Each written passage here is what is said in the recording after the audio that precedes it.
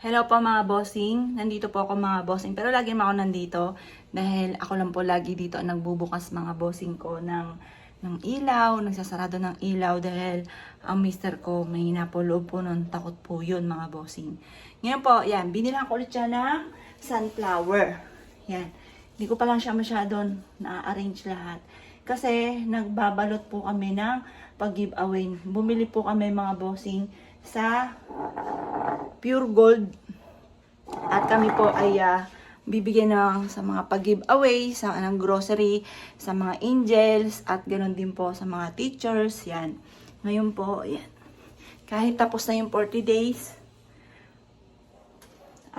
i-maintain ko po yung liwanag dito. Hindi na ino-off po yung ilaw. Yan, para laging happy yung aking anak. Yan, pati yung ilaw po dito. Yan, dahil nga po sa, buksan ko nga ito at napakainit. Dahil nga po mga bossing ko sa, hindi ko talaga siya nasarado. Kaya parang nag-itim yung ganun Kaya dapat ino-off yung vanity po niya mga bossing. Ngayon, hindi ko pa po ito, yan. Hindi ko pa po siya mga bossing ko, naayos lahat po yung gamit ni Jovelyn. Dahil nga po sa Christmas, marami tayong mga inaasikaso mga bossing. Marami mga kailangan bigyan po ng mga pag-giveaway. Yan. Sa mga ilan sa mga bossing ko na nabigyan ko na patikim pa lang po yan. Kumbaga, pa-hello ko lang po sa inyo para tagal kong hindi nagparamdam mga bossing. Yun nga po. Ngayon pa mga bossing, ang daming patotoo. Kanina nga po mga bossing ko, may naglinis po sa akin ako ko nagpalinis po ako sa isa sa kaibigan na nagpapalinis din po doon si Jovelyn. Ngayon po mga bossing ko ay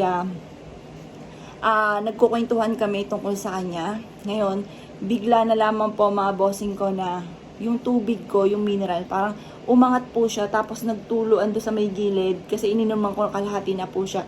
Parang yung, alam niyo po yung tubig na tumutulo ulit na ganon, mantala ang tagal ko siyang hindi ininuman, dapat wala na siyang tubig na ganon, biglang nagulantang ako, biglang napatingin akong ganon, na si Jovelyn talaga mga bossing ko ay talagang nandito-dito lang po, nagpaparamdam. Ngayon, para sa akin, masaya sa akin dahil anak ko po siya, hindi naman ako natatakot. Parang okay lang sa akin. At least, alam ko, nandyan lang yung anak ko. Yung spirit po niya, nandyan lamang. Kaya, hindi po ako natatakot. Masaya po ako dahil alam ko, nandyan lang po siya. Bagamat mahirap tanggapin, mahirap po talagang tanggapin mga bossing. Ngayon, yung boyfriend po niya, naghahanap ng pangalan. Ito po yung amethyst na binigay ko kay Jovelyn. Nilalagyan niya sa ilalim ng unan kasi nakakatulong po siya, anti-stress po ito. Tunay po yan na anti-stress kasi ginamit po ito ni Jovelyn. Kaso nga lang, dahil siya po palipat-lipat dito doon sa kabilang bahay, madalas hindi niya na ito nagamit mga bossing dahil madalas siya naglalagi na sa taas mga bossing ko ng mga nakalipas na araw. Inalagaan ko nga po siya at ang akala ko nga lang po ay lagnat at sipon at dahil uso nga po yung lagnat at sipon mga bossing. Kaya hindi niya na to nagagamit lagi. Pero mga nakalipas sa panahon mga bossing, ito po, proven po yan yung amethyst po natin na ito yung nilalagay niya sa ilalim ng unan. Nung lumipat po siya dito, eto, kapag natutulog siya dito, inaano niya po to, inalagay sa ilalim ng unan. Pero nung siya po yung naglagay na sa taas, naiwan niya na po yan dito mga bossing. Na wala naman sa isipan ko, nung kailan ko lang siya nakita, na nandito lang sa ilalim ng unan, nung nagpagpag po ako nitong sa higaan po niya mga bossing yan.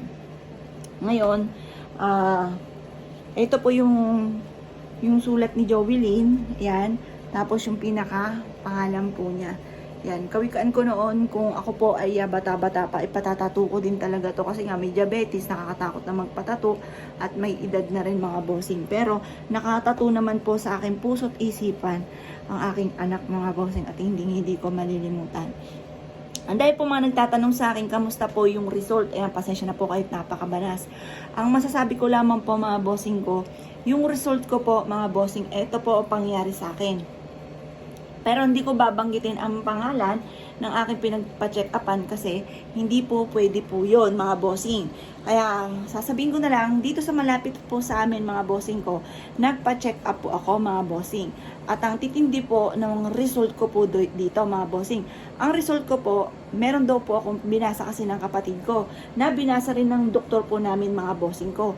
Ang sabi, kung pagbabasihan yung sa result na iyon, meron daw po akong butas sa puso na binidyo ko rin na talagang ilang araw kong iniyak po yun mga bossing. Tapos parang nagsasabi na ako sa anak kong bunso na in case na ako po ganyan. Parang nagsasabi na ako sa kanya para ready po siya dahil nga sa result na yun mga bossing na umiyak naman yung anak kong bunso. Kasi may pangyari sa anak kong panganay, parang hindi kami ready at talagang sobrang nagwala po ako mga bossing ko nung mga ilang araw po yun nang nawala nga po yung anak ko.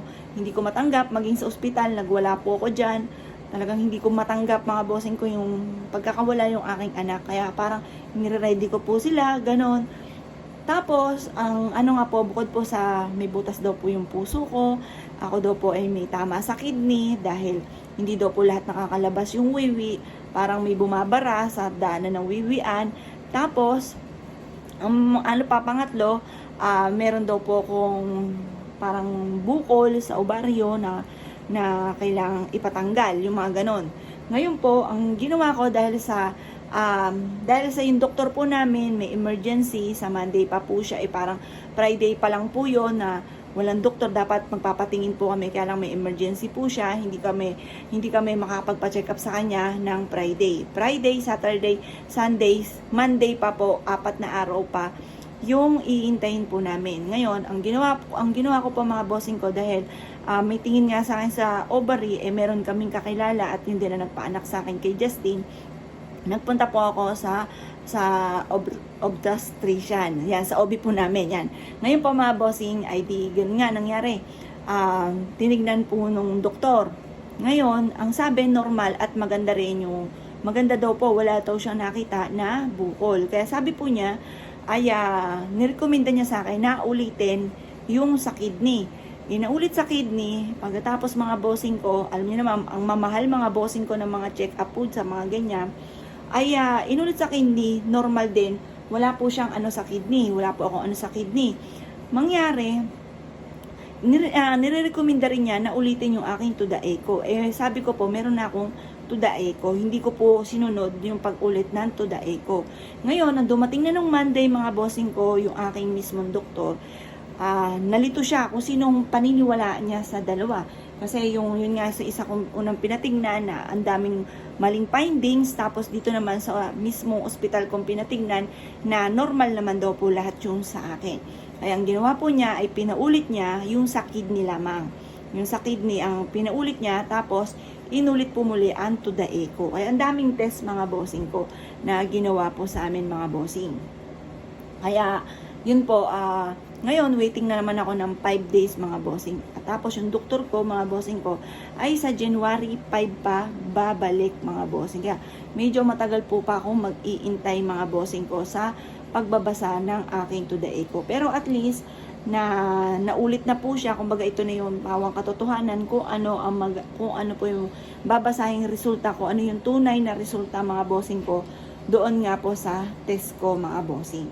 Yan. Ngayon, para sa akin, hindi nakatulong kung maliman po yun dahil ilang araw po ako na umiiyak mga bossing. Lagi ako umiiyak, sabi ko bakit ganon, parang kawawala lang ng isa kong anak. Tapos ngayon, ako naman, ang liit pa ng anak kong bunso, yung mga ganun mga bossing, ang dami kong, parang lalo na yung mister ko, kasi sa amin dalawa, mister ko, mahina po ang loob po noon, iyakin din po siya, lalo na nalaman niya yung, ganun yung nangyari nga po, yung resulta ng sa akin. Ayan, parang kami nag-iyakan noon. Kaya, kumbaga, ngayon, waiting pa rin po kami, pero, yun nga po, pinagdadasal na, baga nagkamali yung pangit na tingin at maganda po yung totoong resulta mga bossing.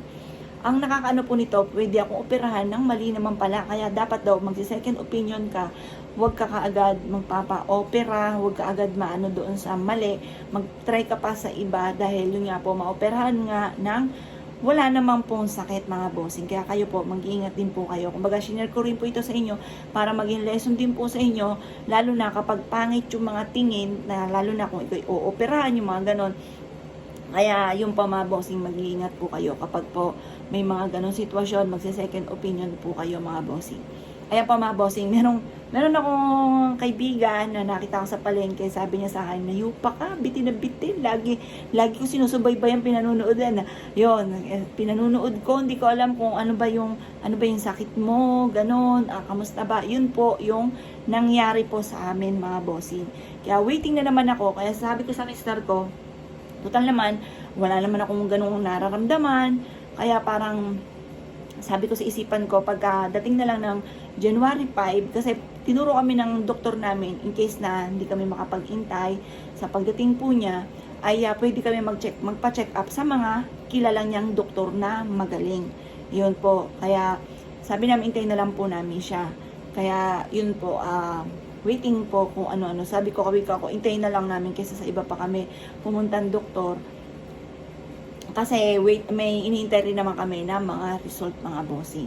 Ayan po mga bossing. Tapos, dito nga po, kagaya po nasabi ko nga po sa inyo, nung isang araw, meron siyang mga abo-abo mga bossing ko na napaisip ako, sabi ko, bakit may abo si Jovelyn? Anong nangyari? Nagparamdam siya, pero bakit abo? Naisip ko nga po, kiniremate po siya. Kaya parang, kinalibutan, kinabahan bigla dahil yun nga po ay alam kong nandito pa si Jovelyn. Tapos siguro pumapasyal-pasyal, bumababa po muli siya, yan, kasi alam niya na namimiss ko siya, hindi pa ako makamove on. Yan. Lagi ko po naalala si Jovelyn dito, nakahiga po siya dyan po siya magbibideo, bubuksan niya po yan. Tapos, ayun, lagi po siya nagyayakag, kumain kami sa samyup, yung mga ganon, sabaw, yung mga sabaw na may init.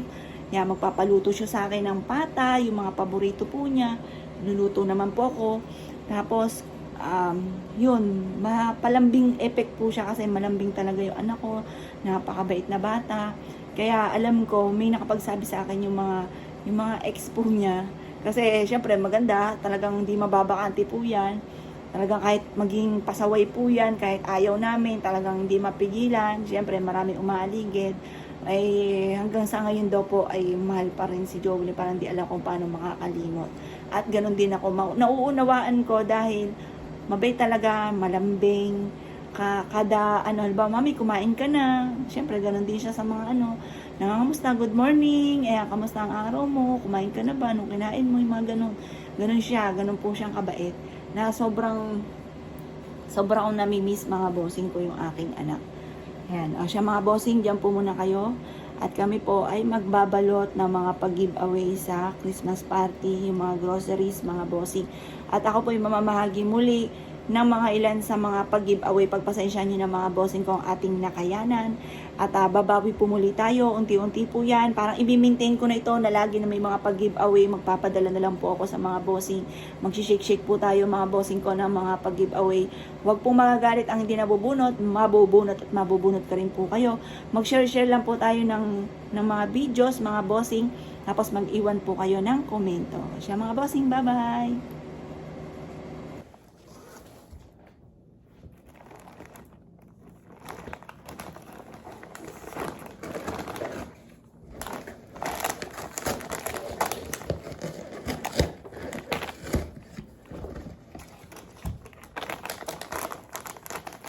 Wala na mga fruit cocktail doon. Yan na yung, walang piyesta yung mga Del Monte. Yan na, yung pareho naman po yan.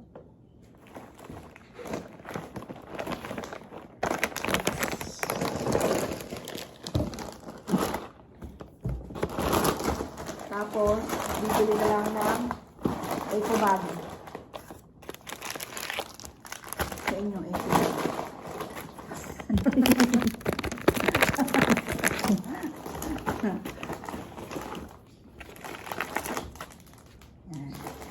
May isa pang... Ilan ba yan? 2, Walo na. 4, 6, 8. Sakto-sakto sa akin na yan. Kala mo sa'yo ha.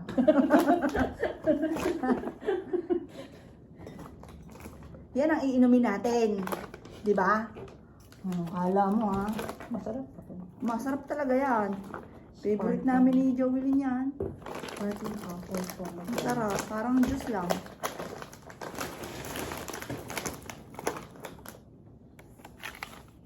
So, bukas na po ito iba. Oo, sa Eco Bag. Bukas natin itutuloy. Yan.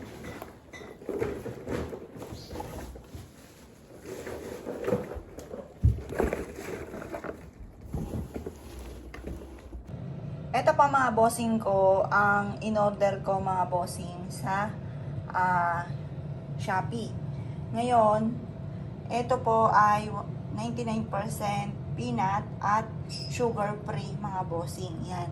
Ito yung keto, yan, keto kung tawagin na siyang ginagamit na peanut butter ng mga may diabetes mga bossing.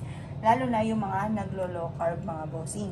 Ito ang ginagamit ko po, itong high fiber mga bossing ko na wheat bread mga bossing. Yan, kain po tayo. Hello Justin! Ngayon po mga bossing ko, dahil idol niya si Gran Turismo, ito po mga bossing ko, meron din siyang nilalaro. Ay, hindi pala Gran Turismo. Ayan. Yan po ang kanyang pampakalma. Ubusin mo yung tubig, anak. Yan, may channel din po siya, Justin Pagyo 7. Or Justin Pagyo. Hindi ko pa nalagyan ng 7. Inedit ko, anak. Pinaltan ko. Piling ko doon kapapalo sa Justin Pagyo. Yan. Ubos yan, ubos. Binabantayan ko po. Ang sabi ng doktor, 3 litro sa isang araw. Kaya kailangan bantay.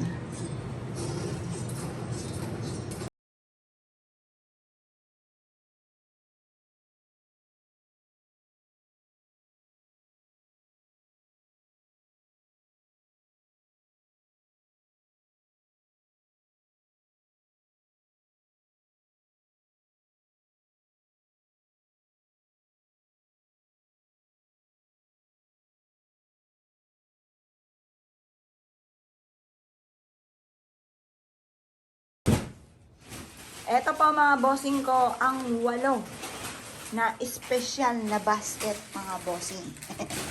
Oh ha, galing na yung magsalansan.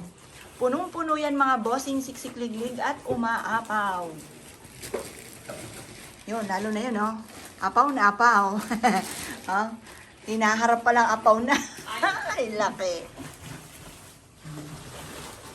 Meron po diyang espesyal na champagne, may pang panset, meron pong pang hot cake, tapos meron pang spaghetti, may pang kape na favorite. Ayan, tapos may mayo, may cheese, fruit cocktail. Yan po siya.